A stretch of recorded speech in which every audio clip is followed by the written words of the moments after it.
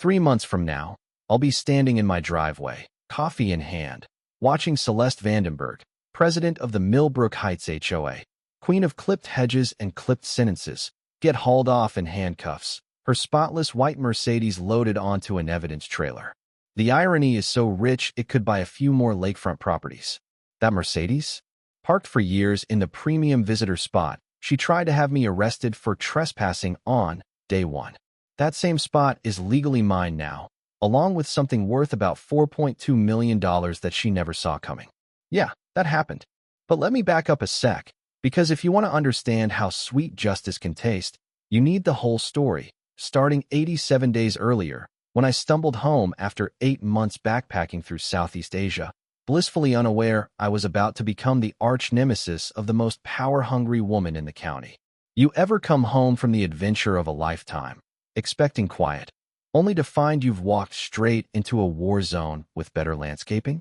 The August air was sticky, the jet lag brutal, and my backpack felt heavier than a sack of bowling balls. Patches from Thailand, Vietnam, Cambodia, Laos stitched on like a timeline of terrible street food decisions.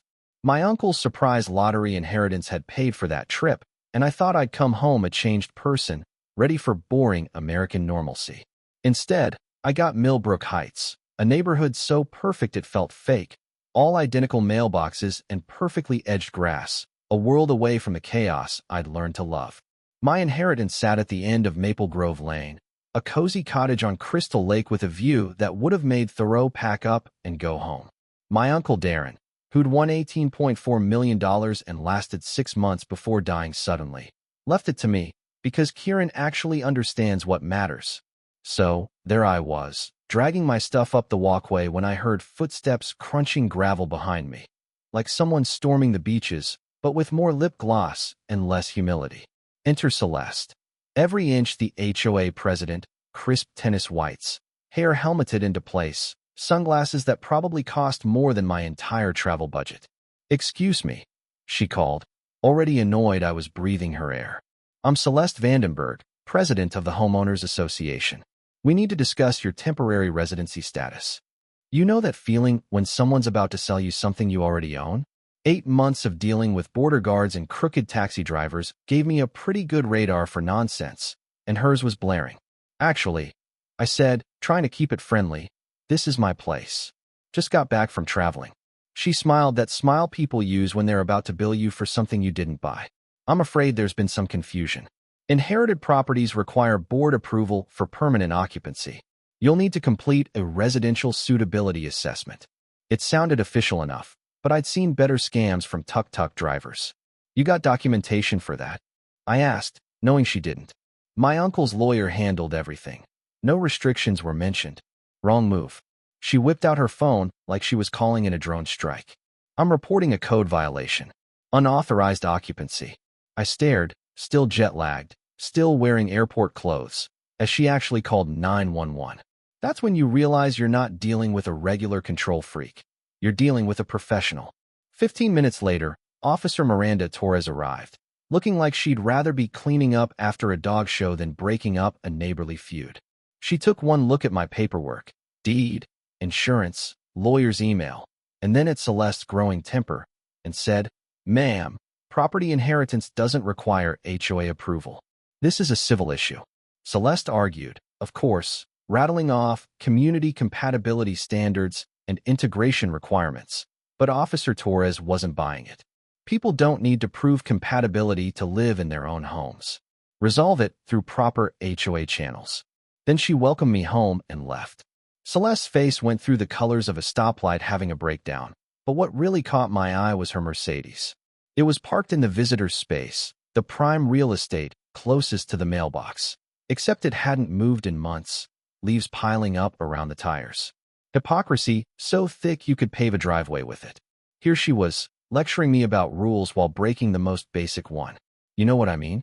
Just then, Daphne, my new neighbor, paint-stained fingers, smile like summer rain, showed up with coffee. "Welcome to the neighborhood. Sorry about the circus." Celeste does this to everyone. She rattled off stories of the Hendersons' illegal garden gnome, Mrs. Patterson's wind chime citations. Celeste was legendary for weaponizing rules. Across the street, Old Russ Hartwell watched the show with iced tea in hand. Daphne nodded toward him. Knows everything. Been here forever. Used to be something important. After Daphne left, I introduced myself to Russ. His garage was a wonderland. Blueprints, survey maps, legal documents, all organized with military precision. Got any advice on surviving Celeste? I asked. He grinned, chessmaster sly.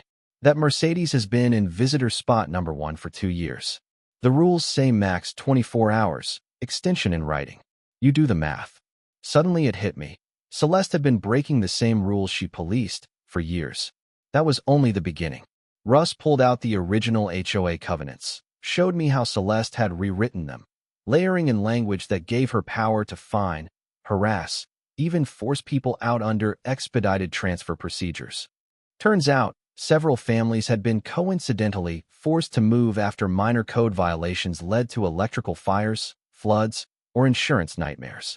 Russ's voice dropped. Your property is special. Best lake access. If someone wanted to develop this land, yours is the linchpin. Suddenly, I wasn't just dealing with a bored suburban dictator. I was up against someone running a long con for millions. Within a day of moving in, I got my first violation. $200 for leaving my backpack on the porch, visible for less than an hour. Russ showed me the actual rule.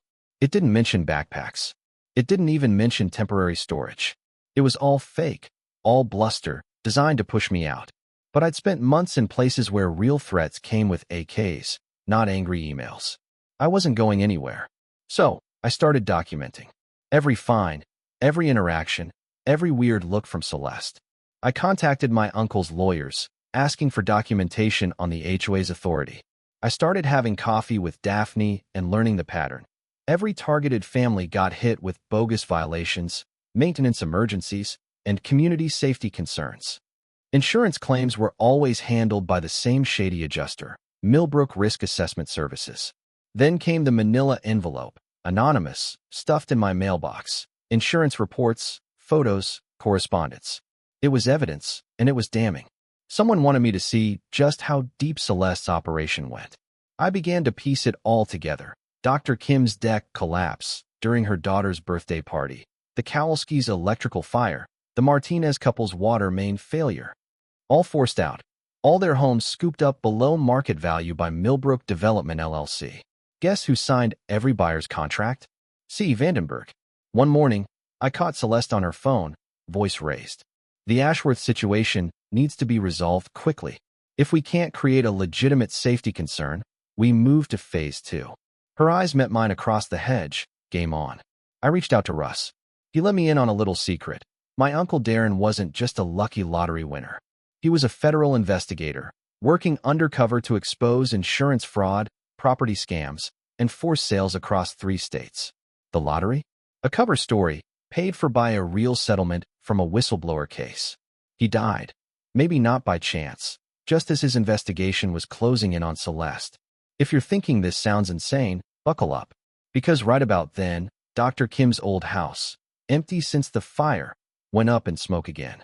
Russ and I called 911, but by the time the fire trucks arrived, so did a couple of unmarked black SUVs. Enter Special Agent Thorne, FBI Financial Crimes. She'd been working with Russ, a retired fire marshal, by the way, and my uncle's files to build a case. Celeste tried to bluff her way out. I'm just maintaining community standards. But Thorne had her on wiretaps, insurance fraud, conspiracy to commit arson, and links to 3 suspicious deaths. Celeste got cuffed right there in her tennis whites, in front of the whole neighborhood. She wailed about being a respected leader as her Mercedes, bought with stolen HOA funds, got loaded onto the trailer. Poetic justice? Absolutely. That wasn't even the end. The feds seized Celeste's house, froze her accounts, and voided all fraudulent sales.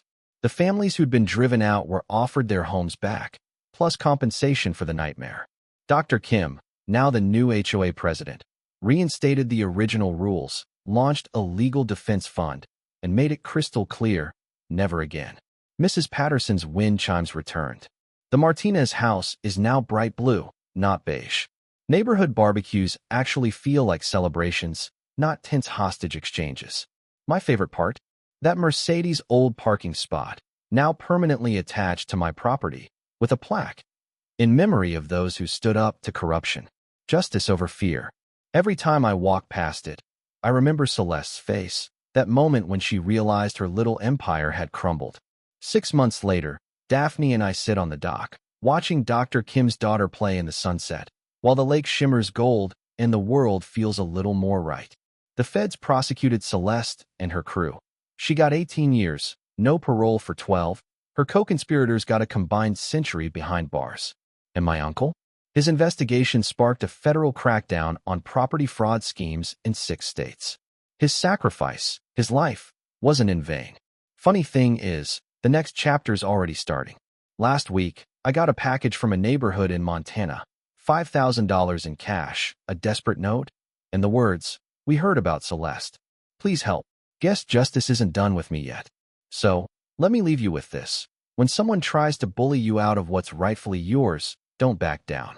Document everything. Find your allies. And never, ever let fear silence you. Because sometimes, fighting for a parking spot isn't just about where you leave your car. It's about standing up for everyone who never thought they could. Now, I want to hear from you. Have you ever gone up against a bully, an unfair system, or some ridiculous neighborhood rule? What would you have done in my place? Drop your story in the comments. Tell me where you're watching from. And let's talk about justice, community, and what it really means to win back your home.